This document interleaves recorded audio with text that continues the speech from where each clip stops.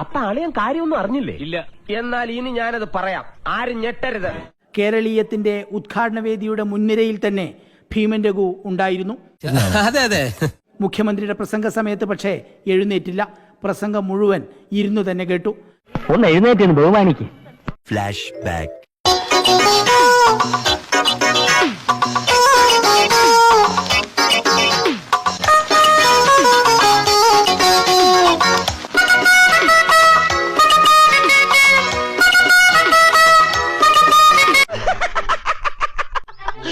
ഈശ്വര, ഇവിടെ ആരില്ലല്ലോ ഇതൊന്ന് പറഞ്ഞു ചിരിക്കാനായിട്ട്.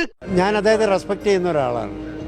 കാരണം അദ്ദേഹം ഏത് പ്രോഗ്രാമിന് വന്നാലും ഞാൻ എവിടെ ഉണ്ടെങ്കിലും ബാക്ക് സീറ്റിലാണെങ്കിലും ഫ്രണ്ട് സീറ്റിലാണെങ്കിലും ഐ വിൽ ബി സ്റ്റാർ. കാരണം ഞാൻ അദ്ദേഹത്തെ റെസ്പെക്ട് ചെയ്യുന്നു. എന്തൊക്കെ ബഹളമായിരുന്നു. മലപ്പുറം കത്തി, മെഷീൻ ഗണ്ണ്, ബോംബ്, ഒലക്കര മൂട്.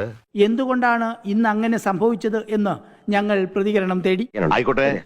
ശ്രീ ഭീമൻ രഘു നമ്മോടൊപ്പം ചേരുകയാണ്. എങ്ങനെയുണ്ടായിരുന്നു പരിപാടി? പരിപാടി അസൽ പരിപാടി.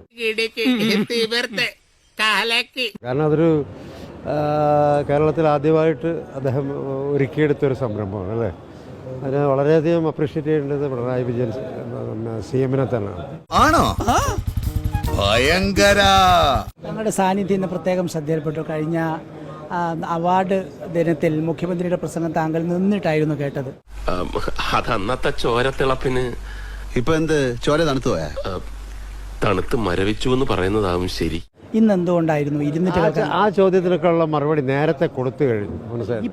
ഈ പരിപാടിയിൽ എന്തുകൊണ്ടാണ് നിൽക്കാത്തതെന്ന് അത് കൊള്ളാം. അങ്ങനെ നിൽക്കുള്ളൂ, അതിന്റെ ആവശ്യമൊന്നുമില്ല. നീ അങ്ങനെയല്ലല്ലോ നേരത്തെ പറഞ്ഞത്. അദ്ദേഹം ഏത് പ്രോഗ്രാമിന് വന്നാലും ഞാൻ എവിടെ ഉണ്ടെങ്കിലും ബാക്ക് സീറ്റിലാണെങ്കിലും ഫ്രണ്ട് സീറ്റിലാണെങ്കിലും ഐ വിൽ ബി സ്റ്റാർ.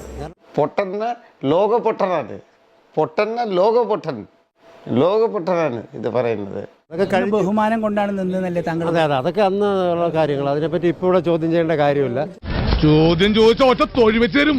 സ്ലാങ്ക് പറയും, അപ്പ കേട്ടാ മതി. സ്ലാങ്ക് കാണിക്കും, അപ്പ കണ്ടാ മതി. ചോദ്യം ചെയ്യേണ്ടതല്ല, അതിനെപ്പറ്റിയുള്ള കാര്യങ്ങൾ ചോദ്യം ചെയ്യേണ്ട വേദി അല്ല ഇത്. ഇത് കേരളീയമാണ്. എന്തോന്നു ഇത് കേരളീയമാണ്.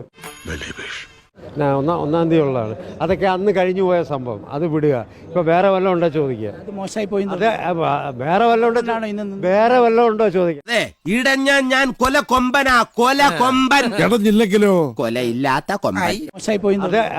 വേറെ വല്ലതും ഉണ്ടോ ചോദിക്കാൻ. Okay, by.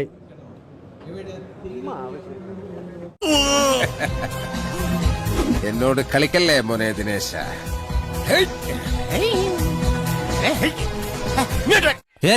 ഞാൻ പോകുന്നു. Bye by.